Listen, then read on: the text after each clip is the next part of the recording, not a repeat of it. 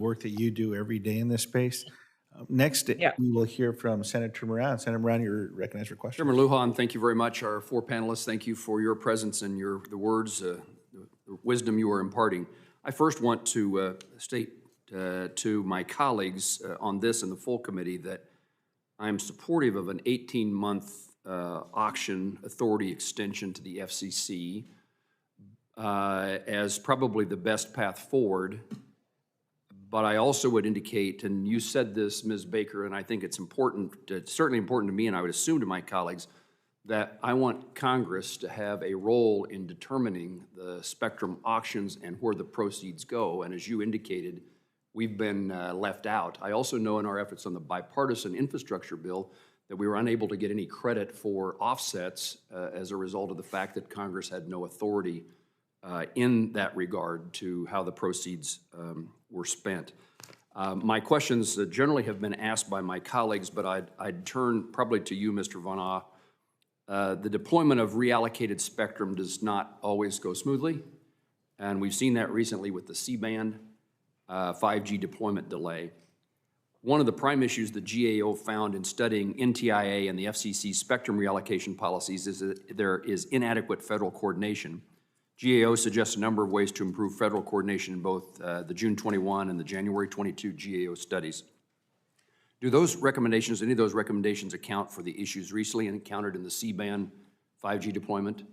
If not, how would you recommend preventing similar occurrences in the future in terms of agency coordination? Thank you for the question, Senator Moran. It's hard to say exactly if it was that issue in the C-band, but I think the recommendations can go to some of the issues that came up there. There was certainly opportunity early on for FAA to express concerns. Those concerns weren't expressed. And so more and earlier coordination between FCC, NTIA, and a heads up from FCC to NTIA about upcoming proceedings would allow NTIA and FAA to explore some of those issues and make bring those issues to light in FCC proceedings. So yes, I think those recommendations can help. It sounds like the usual communications issue that we hear regularly that fails to occur. I sponsored an amendment in USICA that would work to ensure that the U.S. is a leader in international standards. Again, this probably is for you, Mr. Van Ah, including at the International Telecommunications Union. These bodies set standards for cutting-edge technologies, and a lack of U.S. leadership leaves space for adversarial nations to influence standards that will underpin future communications technology.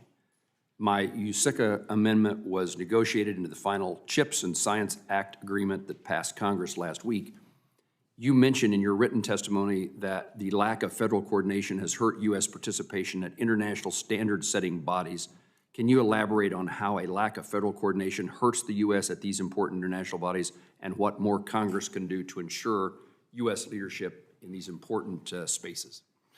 Yes, thank you for that question. So our work looked specifically at negotiations around the 24 gigahertz band. And what occurred there was that there was no technical basis for the U.S. positions that were brought to that international proceeding. And so that was what undermined the U.S. position, at least for some. So our recommendations were not only for the FCC and NTIA to improve their processes, but also for other federal agencies involved to improve their process to ensure that they're working with FCC and NTIA to agree on the kinds of technical studies and technical work that needs to go into those international proceedings.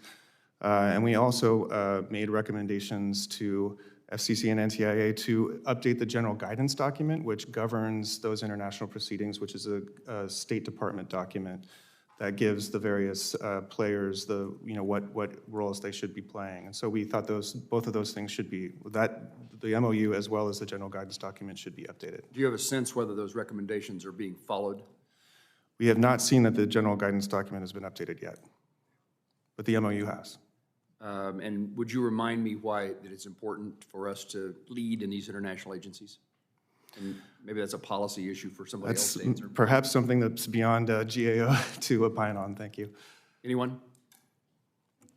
So I think the issue that we're talking about was the 24 gigahertz in the World Radio Conference. And the United States took a position, and then later, I guess looking forward, the way that this can be helped is if NTIA is the final arbiter on spectrum decisions, and when those experts make a decision, and maybe we need to allow them to have more expertise, more experts, but when they make a decision, it needs to be final, and that's what Congress's intent is. There's certainly processes that Mr. Vanana has mentioned that will help, but we need to, once a decision has been made, whether it's reallocating the C-band for the FCC, because that was commercial type spectrum, or whether it's federal spectrum, and NTIA speaks, they need to have the final say. They need to be the final arbiter. We can't have agencies going behind them. All of those discussions need to happen before these positions are taken, and it particularly is egregious or embarrassing in an international context. I'm an appropriator for NTIA, and if there's ways that we can try to get their attention and influence this circumstance, I'd be interested in doing so. Thank you.